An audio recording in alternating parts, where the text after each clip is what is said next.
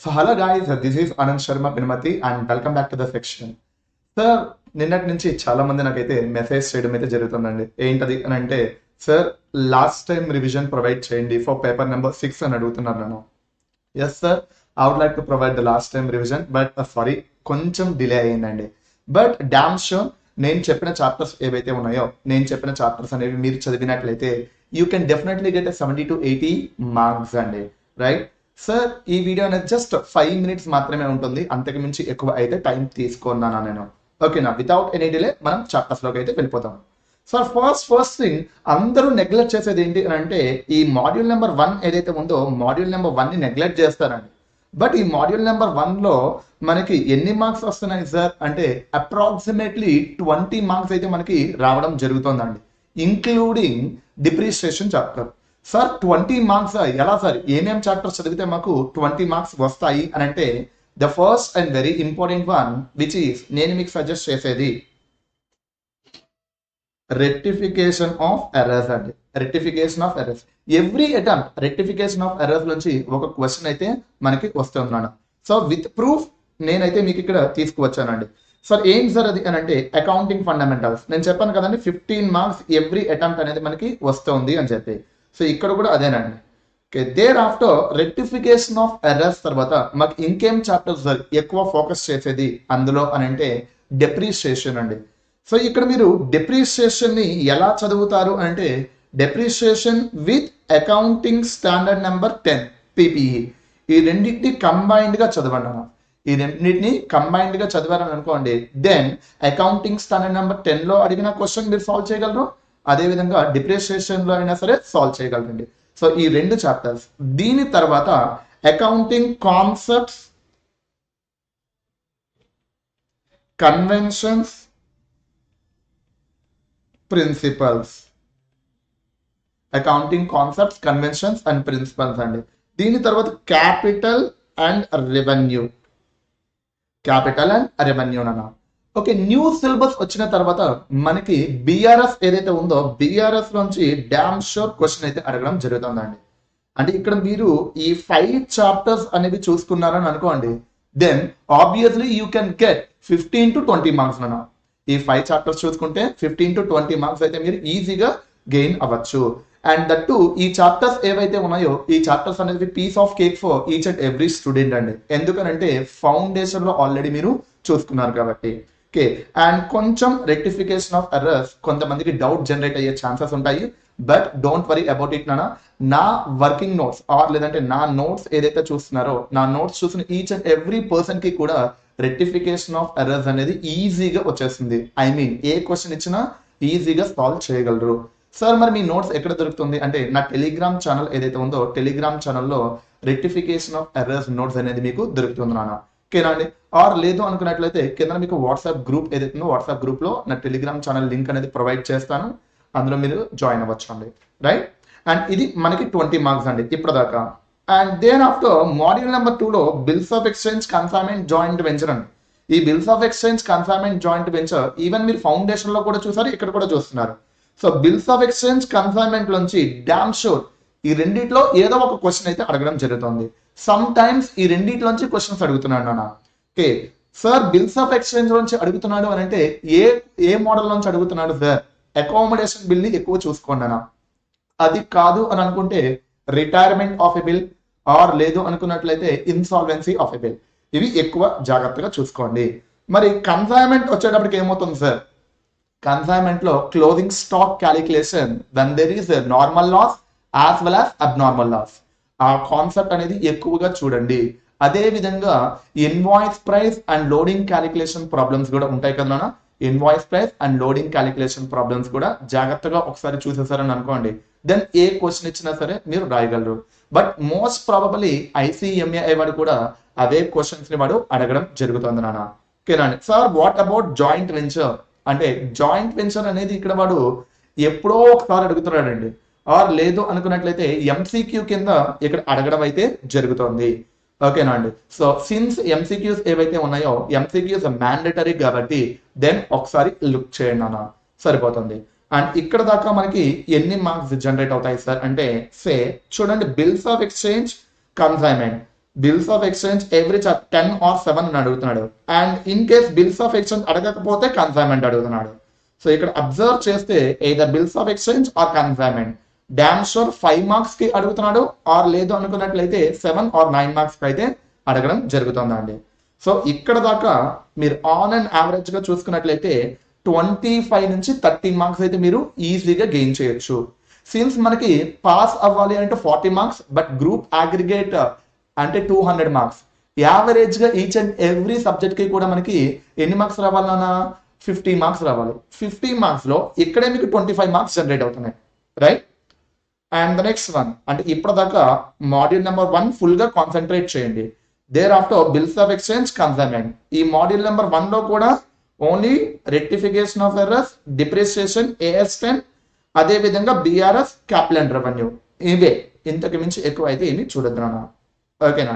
And there after preparation of final accounts, అదే విధంగా non profit organisation, incomplete records నాన్న. ఇక్కడ మనకి ఏం జరుగుతుంది సార్ అంటే ఇన్కంప్లీట్ రికార్డ్స్ ఏవైతే ఉన్నాయో ఇన్కంప్లీట్ రికార్డ్స్ ఎవ్రీ అటెంప్ట్ అడగడం అయితే మనకి జరుగుతుందండి, రైట్? అదే విధంగా నాన్ ప్రాఫిట్ ఆర్గనైజేషన్ కూడా ఎవ్రీ అటెంప్ట్ అడుగుతున్నాడు. సార్ మరి ఇన్కంప్లీట్ రికార్డ్స్ ఏవైతే ఉన్నాయో చాలా మంది స్టూడెంట్స్ సార్ నేను చేయలేకపోతున్నాను సార్ ఈ ప్రాబ్లం అదంతా కూడా, బికాస్ ఎక్కడి నుంచి స్టార్ట్ చేయాలి ఎక్కడి నుంచి ఎండ్ చేయాలి అనేది నాకు తెలియట్లేదు అని చెప్తున్నారండి. ఓకే, అలాంటి వాళ్ళ కోసం నేనేమంటాను సార్ అంటే please skip the incomplete records అండి. బికాస్ ఎందుకు అని అంటే వీ హ్యావ్ అ చాయిస్, ఓకేనండి. అండ్ దట్టు నేను ఈ వీడియోలో 70 మార్క్స్ ఎలా తెచ్చుకోవాలి అనేది మాత్రమే చెప్తున్నానండి. అందుకని మీరు ఇన్కంప్లీట్ రికార్డ్స్ ని స్కిప్ చేయొచ్చు. And there after non profit organisation. ఈ నాన్ ప్రాఫిట్ ఆర్గనైజేషన్ లో మనకు ఉండేవి 3 టైప్ ఆఫ్ మోడల్స్ అండి. Number 1 income and expenditure account ని ప్రిపేర్ చేయమంటాం. And number 2 which is income and expenditure account and balance sheet prepare చేయమంటాం. The third one is receipts and payments accounts and income and expenditure account prepare చేయమని అడుగుతున్నాను అన్న. ఈ 3 models మనకి available గా ఉంటాయి. దీనితో పాటుగా మీరు సబ్స్క్రిప్షన్ అకౌంట్ ఏదైతే ఉందో సబ్స్క్రిప్షన్ అకౌంట్ అయితే కంపల్సరీగా చూడండి, ఓకేనా నాన్న? That's it. సో ఇది నాన్ ప్రాఫిట్ ఆర్గనైజేషన్. మరి commercial accounting or final accounts. So ఈ ఫైనల్ అకౌంట్స్ లో మీరు ప్రొవిజన్స్ ఆర్ రిజర్వ్స్ ఏవైతే ఉన్నాయో అవి ఎక్కువగా చూడండి నాన్న. And there after managerial remuneration. Okay, managerial remuneration అదొక అడ్జస్ట్మెంట్ ఎక్కువగా చూసుకోండి. బికాస్ ఫైనల్ అకౌంట్స్ లో మనకి ఎక్కువగా వాడు అడిగేది కూడా ఆ అడ్జస్ట్మెంట్స్ ని బేస్ చేసుకుని, ఓకేనా అండి? సో ఇక్కడ ఒక్కసారి ప్రూఫ్ చూసుకున్నట్లయితే సార్ ఫైనల్ అకౌంట్స్ ఎప్పుడో ఒకసారి మనకి అడగట్లేదండి, జస్ట్ ఎవ్రీ 2 అటెంప్ట్స్ కి ఆన్ అండ్ యావరేజ్ గా ఒకసారి అడగడం జరుగుతుంది. While coming to non profit organisation అంటే ఇక్కడ నాన్ ప్రాఫిట్ ఆర్గనైజేషన్ అడగకపోతేనే ఫైనల్ అకౌంట్స్ అడుగుతున్నాడు. But damn sure non profit organisation అయితే ఎప్పుడు అడగడం అయితే జరుగుతుందండి most of the cases. And అదే విధంగా ఇన్కంప్లీట్ రికార్డ్స్ మీరు చూసుకున్నట్లయితే ఎవ్రీ అటెంప్ట్ అడుగుతున్నాడు. సో నేనేం చెప్పాను, ఎవరైతే ఇన్కంప్లీట్ రికార్డ్స్ కష్టం అని ఫీల్ అవుతున్నారో వాళ్ళకైతే స్కిప్ చేసేయండి అని అంటున్నా, ఓకేనా అండి? And final accounts non profit అయితే జాగ్రత్తగా చూసుకోండి అన్న. And there after next and very important one which is partnership accounting. And most of the students partnership accounting ఏదైతే ఉందో అది చాయిస్ కింద తీసుకుందాం అని అనుకుంటారు అన్న. ఎందుకు అని అంటే partnership accounting is a vast syllabus and నేను అంత ప్రిపేర్ అవ్వలేను అని అనుకుంటారు.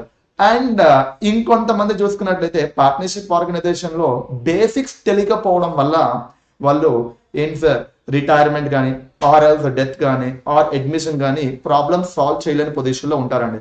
బట్ ట్రస్ట్ మీ గైస్, రీకాన్స్టిట్యూషన్ అనే కాన్సెప్ట్ తెలిస్తే మీరు ఏ ప్రాబ్లం అయినా సరే సాల్వ్ చేయగలరు, అర్థమవుతుందండి.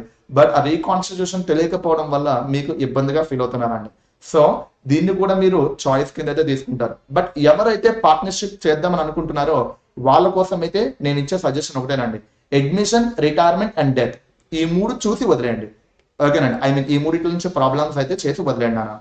Then and there after next one lease accounting, branch insurance and hire purchase అని అంటున్నా. ఈ లీజ్ అకౌంటింగ్ ఏదైతే ఉందో లీజ్ అకౌంటింగ్ న్యూ సిలబస్ లో మాత్రమే వచ్చిందండి. అండ్ దట్ లాస్ట్ టైం వాడు అడగడం అయితే జరుగుతుంది. మనకైతే 2 టైప్ ఆఫ్ ప్రాబ్లమ్స్ మాత్రమే ఉంటాయి. ఏంటి సార్ అవి? ఆపరేటింగ్ లీజా, ఫినాన్షియల్ లీజా అని క్లాసిఫై చేయమని అడుగుతాడండి. అది కాదు అని అనుకున్నట్లయితే net investment or unearned financial income calculate చేయమని అడుగుతాడు. సో వెరీ సింపుల్ గైస్, అదొకసారి చూసుకోండి అన్న. ఎందుకనంటే ఇస్తే 7 మార్క్స్ అయితే ఇవ్వడం జరుగుతుంది. Okay, there after branch and departmental. ఈ branch and department compulsory question అన్న. ఈ రెండిట్లోంచి ఒక క్వశ్చన్ అయితే అడుగుతున్నాడు. But 70% of the chances are there for asking a branch accounting అండి. అండ్ రిమైనింగ్ 30% వచ్చేటప్పటికి డిపార్ట్మెంటల్ అకౌంటింగ్ లోంచి వాడు మీకు అడగడం అయితే జరుగుతుంది. అంటే ఫస్ట్ ప్రియారిటీ మీరు బ్రాంచ్ కి పెట్టుకోండి. అండ్ బ్రాంచ్ లో కూడా డిపెండెంట్ బ్రాంచ్ కి సంబంధించి ఎక్కువగా క్వశ్చన్స్ అడుగుతున్నాడు నాన్న. అదే డిపెండెంట్ బ్రాంచ్ అనేది చూసుకోండి. ఓకే, అండ్ ఫారిన్ బ్రాంచ్ వచ్చేటప్పటికి మీరు AS11 అనేది చూడండి అన్న. AS11 చదివిన తర్వాత మాత్రమే మీరు ఫారిన్ బ్రాంచ్ అనేది చదువుకోండి. అలాంటప్పుడే మీకు లాస్ట్ టైం రివిజన్ అనేది ఈజీ అయిపోతుంది. ఓకేనా, బట్ నేనైతే డిపెండెంట్ బ్రాంచ్ మీద మాత్రమే మీకు చదవమని చెప్తానండి. ఫారిన్ బ్రాంచ్ ఇవన్నీ కూడా మనకి secondary case. Okay, and there after compulsory question insurance claims. Insurance claims లో మనకు ఉండేది 2 టైప్ ఆఫ్ ప్రాబ్లమ్స్. ఏంటది? Claims for loss of stock and loss of profit అండి. బట్ ఎక్కువగా 70% of the chances are there for asking loss of stock అండి. And 30% of the chances are there for loss of profit. But నానా please రెండింటి మీద risk తీసుకోవద్దు, రెండు చూడండి. ఎందుకనంటే అది మినిమం 7 మార్క్స్ క్వశ్చన్ అండి. So damn sure every attempt లో మనకి ఇన్సూరెన్స్ క్లెయిమ్స్ అడగడం జరుగుతుంది. అదే విధంగా హైయర్ పర్చేస్ కూడా on an average every attempt మనకి అడుగుతున్నాడు నాన్న. ఓకేనా అండి. సో ఒక్కసారి ఈ సెక్షన్ చూసుకున్నట్లయితే దెన్ చూడండి అన్న, బ్రాంచ్ అకౌంటింగ్ ఏదైతే ఉందో బ్రాంచ్ అకౌంటింగ్ ఎవ్రీ టైం అడుగుతున్నాడు. బ్రాంచ్ అడగకపోతే డిపార్ట్మెంటల్ అడుగుతున్నాడు. చూడండి కాదంటే రైట్. సో అందుకనే నేనేమంటాను sir, branch accounting and departmental accounting compulsory question. And అది కాదన్నట్టు ఇన్సూరెన్స్ క్లెయిమ్స్ ఎవ్రీ అటెంప్ట్ మనకైతే అడగడం జరుగుతుంది. And even higher purchase also. Okay, అంటే ఇక్కడ నేను మీకు సజెస్ట్ చేసేది ఏంటి, ఈ 5 టాపిక్స్ తర్వాత NPO, అదే విధంగా final accounts, and there after branch, department, and there after insurance claims అన్న. ఓకేనండి. తర్వాత హైయర్ పర్చేస్. సార్ మరి ఇంకా మిగిలిన చాప్టర్స్ ఏంటి సార్ మనకు అంటే అకౌంటింగ్ స్టాండర్డ్స్ అండి. అకౌంటింగ్ స్టాండర్డ్స్ లో ఆల్రెడీ AS10 అనేది మీరు ఫండమెంటల్స్ తో పాటుగా చదివేశారు. అండ్ దేర్ ఆఫ్టర్ AS11 అనేది బ్రాంచ్ తో పాటుగా చదివేశారు నాన్న. ఇంకా మనకి మిగిలి ఉండేవి ఏంటి sir, AS12 government grants, and అదే విధంగా బారోయింగ్ కాస్ట్, AS22 నాన్న accounting for taxes on income. And ఇక్కడ మీరు కానీ అబ్జర్వ్ చేస్తున్నట్లయితే AS22 and AS16 and AS12 AS11 ఏవైతే ఉన్నాయో ఇవి న్యూ సిలబస్ లో గ్రూప్ 1 లోకి తీసుకువచ్చేసాడండి. అది కాదన్నట్టు AS1 కూడా మనకి అకౌంటింగ్ స్టాండర్డ్స్ లో ఉంటుంది. సో ఇక్కడ నేను ఇచ్చే సజెషన్ ఏంటి, AS22 I mean accounting for taxes on income ఏదైతే ఉందో చాలా మంది మీరైతే చదవరండి. ఎందుకంటే అది డిఫికల్టీ టాపిక్ అని చెప్పి మీ ఫ్యాకల్టీస్ అలా మీకు మౌల్డ్ చేయడం వల్ల చదవడం మానేస్తారు, right. But trust me guys, అందులోంచి డెఫినెట్ గా ఒక క్వశ్చన్ వచ్చే ఛాన్సెస్ అయితే మనకి ఉన్నాయి. ఓకేనా అండి. అండ్ బారోయింగ్ కాస్ట్ లో జనరల్ బారోయింగ్స్ కి సంబంధించి ఎక్కువ క్వశ్చన్స్ అడుగుతున్నాడు, అదొకసారి చూసుకోండి అన్న. ఓకేనా అండి. అండ్ గవర్నమెంట్ గ్రాంట్స్ వచ్చేటప్పటికి grant which is used for purchase of fixed asset, దాని మీద ఎక్కువ కాన్సన్ట్రేట్ అయితే చేయండి అన్న, రైట్. సార్ ఇదేముంది సార్ అన్ని చాప్టర్స్ చెప్పేశారు కదా అని అనుకోవద్దండి. అన్ని చాప్టర్స్ ఇక్కడ నేను మీకు చెప్పలేదు. సో మన చాప్టర్స్ చూసుకున్నట్టు చాలా ఎక్కువగా ఉంటాయండి. ఇందులో ఫస్ట్ కాన్సన్ట్రేషన్ ఏంటి సార్, ఈ rectification of errors, depreciation, concepts, conventions, principle, capital and revenue, BRS, ఇవి మనం ఎక్కువగా కాన్సన్ట్రేట్ చేయాల్సినవి.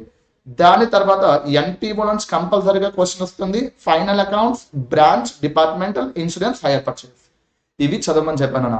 సో ఇన్ కేస్ మీరు కానీ ఇవి పర్ఫెక్ట్ గా నేను చెప్పినట్టు చేశారని అనుకోండి, 70+ మార్క్స్ ఏవైతే ఉన్నాయో 70+ మార్క్స్ అయితే డామ్ షూర్ వస్తాయండి, రైట్. సార్ మరి ఏం చదివితే ఏ క్వశ్చన్స్ ప్రాక్టీస్ చేస్తే బాగుంటుంది అని అనుకుంటే దెన్ నేను మీకు సజెస్ట్ చేసేదల్లా ఒకటేనా, ICMA బుక్ చూడండి. ICMA బుక్ లో ఏవైతే క్వశ్చన్స్ వస్తాయో అవే క్వశ్చన్స్ చదవండి అన్న.